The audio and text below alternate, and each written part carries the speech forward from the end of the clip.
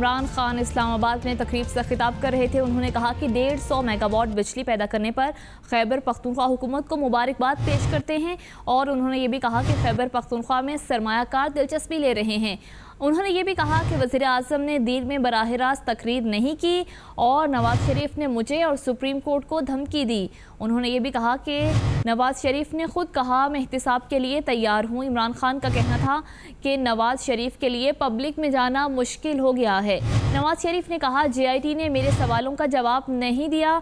उन्होंने ये भी कहा कि सवाल तो JIT ने आपसे करने थे और जवाब आपने देने थे। आप सिर्फ नाअहल नहीं होंगे बल्कि अब आप अडयाला जेल में जाने की तैयारी भी कर लें।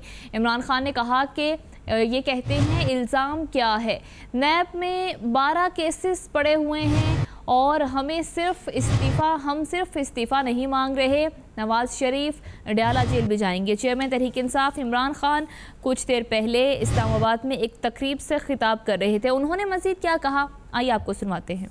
जब ये पनामा का इंकशाफ हुआ, इंटरनेशनल इंकशाफ था, इसमें कोई साजिश नहीं थी, ये कोई हमने नहीं किया, ये इंटरनेशनल हुआ और सबको पता है कि सारी दुनिया में वज़ीर आज़म 2 चले गए, इसकी वजह से कई वज़ीर चले गए, हज़ारों लोगों का एहतसाब शुरू हो गया।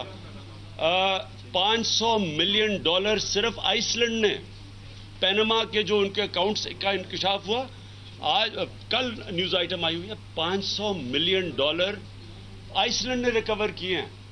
तो ये कोई हमने नहीं किया, ये इंटरनेशनल एक एहतसाब था।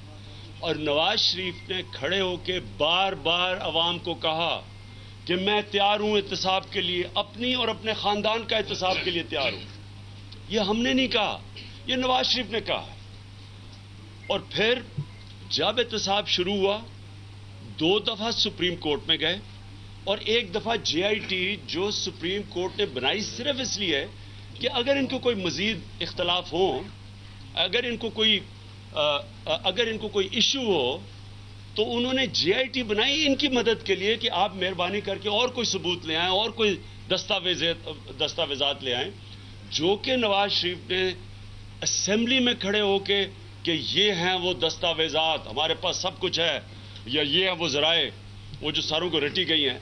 तो इन्होंने खुद अपने आप को अकाउंटेबिलिटी के सामने एहतसाब के लिए प्रेजेंट किया था। तो जब एहतसाब शुरू हुआ, ना कोई डॉक्यूमेंट मिली, और आज जो भी आप प्रोसीडिंग देख रहे हैं सुप्रीम कोर्ट में, कोई इनके पास है ही नहीं डॉक्यूमेंट। और जो डॉक्यूमेंट्स दी, फौजरी, झूठ बोलना ओथ के ऊपर सुप्रीम कोर्ट में ये भी सजा है। आप अगर ये जालसाजी करें, गलत डॉक्यूमेंट्स पेश करें, तो वो आज अटॉर्नी जनरल ने कहा है कि 7 साल की सजा है। तो ये तो साफ पकड़े गए हैं, एक के बाद दूसरा झूठ पकड़ा जा रहा है।